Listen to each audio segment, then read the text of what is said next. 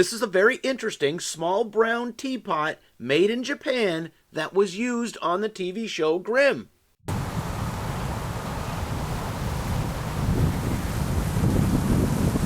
Hi everybody, Beanmeister22 here, and today we're going to look at another TV show prop from Grimm, and once again we lucked out because not only was this a prop used in that TV show, this is actually a real vintage item.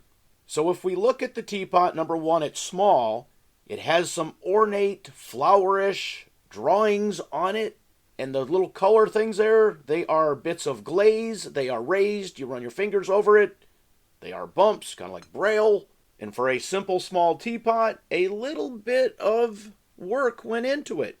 Surprisingly enough, this teapot still has its lid. The lid is attached with a little piece of string. The string looks very, very old, as in it could be original, or then again, it just could be a piece of string that the prop department from the TV show Grimm put on there and made look distressed. There is a lot of dirt and dust on the top of this pot and in the spout. This could just be dirt and dust from age, or it could be dirt and dust from the location this was used. This came from Rosalie's Spice Shop, and you can pretty much guess anything that was used or stored in a spice shop is going to have a certain amount of, finger quotes, spice dust on it. No, I'm not going to lick it and taste it and see what it tastes like, but I have no intention of cleaning it up. When we look at the lid, it looks like there is a small chip out of the underside of the lid. It does not affect the pot whatsoever or the use. Looking inside the pot, there is some evidence of use over the years. Looking at the very bottom, it appears the glaze might be slightly worn. And aside from the boring brown color, this is a very nice vintage item. On the bottom of the teapot, all it says is Japan. Nothing else is legible. With a little research, we could probably figure out who the manufacturer is of this. But if you do a Google search, like I did, I said small brown Japanese teapot, and then bam, a whole bunch of small brown Japanese teapots that look very similar to this pop up, including a few that are pretty much identical to this one. And they're all listed as vintage 1940s Japanese teapots, hand-painted, or they're listed as vintage 1940s occupied Japan teapots. Now, before any of you get carried away and said, wow, you got a score there. Yes, I did get a score here, but these were so common, and a lot of them must have been made because these only sell for somewhere between $10 and $35 or $45. The only way this might actually have any more real value than that is if I did a little more research and could actually figure out which company made it, and maybe this is, one of the more rarer items. They only made 4 of them, something really silly like that, but that's not very likely.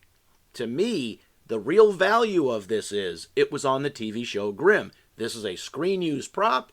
So number one, it's important to figure out which episode and scene and location this was used in, used on. My source tells me this is another item from Rosalie's Spice Shop, but I really need to review a few episodes to see if this was actually used. Because if it's just a prop on a shelf or a table or a counter, that's one thing. If this is a prop that they actually put water in and poured and made some tea or some elixir or some antidote with, then this has even more value.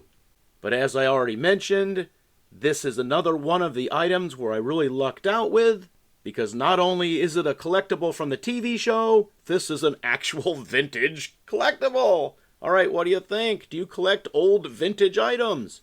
No, I don't collect a lot of vintage items. I have a collection of vintage toys, vintage postcards, vintage car advertisements, and of course my collection of vintage Depression-era uranium glass.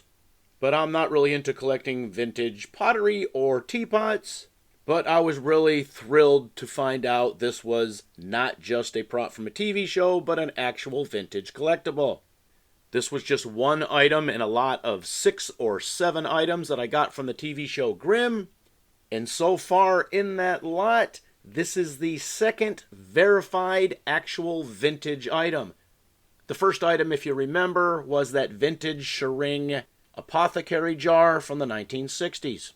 Yes, a pair of collectibles in their own right, but as far as I'm concerned, these are collectible because they were props from the TV show Grimm. Okay, leave your comments in the comments section. As always, thanks for watching.